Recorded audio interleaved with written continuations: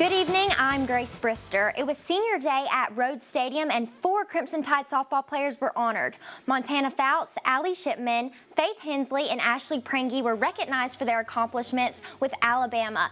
3 seniors for LSU were also honored.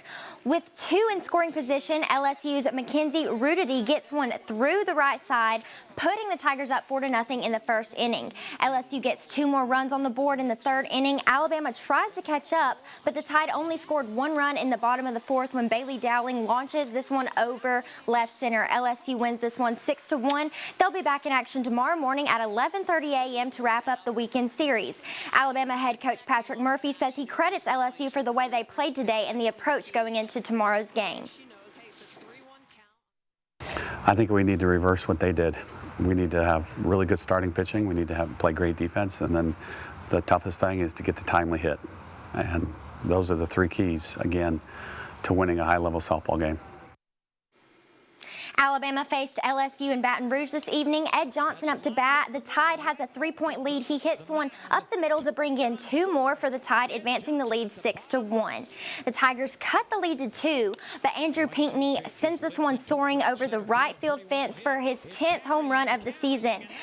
But the Tigers are going to come fighting back. LSU's Jared Jones hits a 2-run home run to put the Tigers up 11-8. LSU wins this one 12-8, and both teams will be back in action tomorrow at 1 p.m. to wrap up the weekend series. And today was the 3rd and final day of the NFL draft, and 10 former Alabama players were selected. 2 of those were drafted today.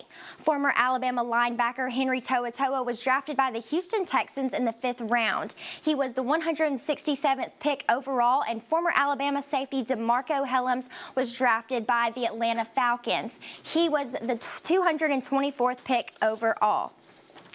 And sticking with the draft, today was Friday night was a life-changing experience for former Northridge Jaguar star Broderick Martin. The defensive tackle who graduated from Northridge in 2017 started his college career at North Alabama before transferring to Western Kentucky in 2021. He was drafted by the Detroit Lions in the 3rd round with the 96th overall pick. Martin started all 14 games for Western Kentucky in 2022 and was named honorable mention all-conference after tallying 31 tackles, 1.5 sacks, 7 quarterback hurries, a forced fumble, and 2 pass breakups. In 2 seasons at Western Kentucky, he recorded 62 tackles and 4 sacks.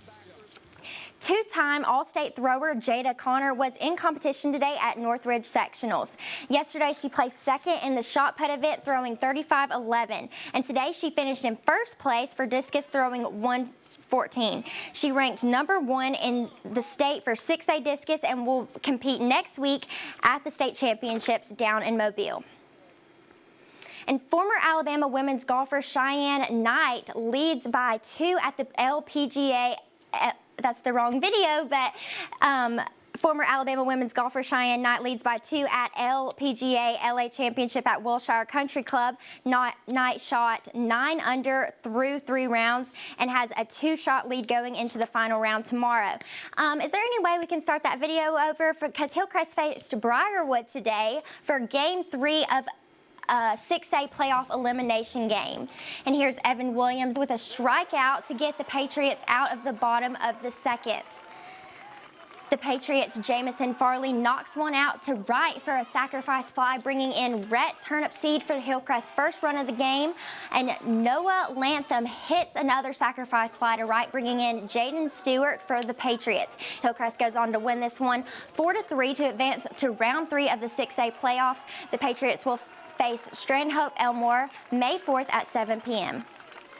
Shelton State baseball was in action this afternoon at Northwest Shoals Community College for a doubleheader. The Bucks won the first game 8-7 and lost the second one 10-2 because the lights wouldn't come on in the 5th inning and they had to cancel the game. But they'll be back in action Thursday, May 4th at Lawson Community College. Well, it seems like baseball had a really weird day with it getting called like that, but how'd softball do? The Shelton State softball team won their first game 3-1 against Northwest Shoals and lost the second one in extra innings 7-6. All right, thanks, Grace. We'll be right back after this.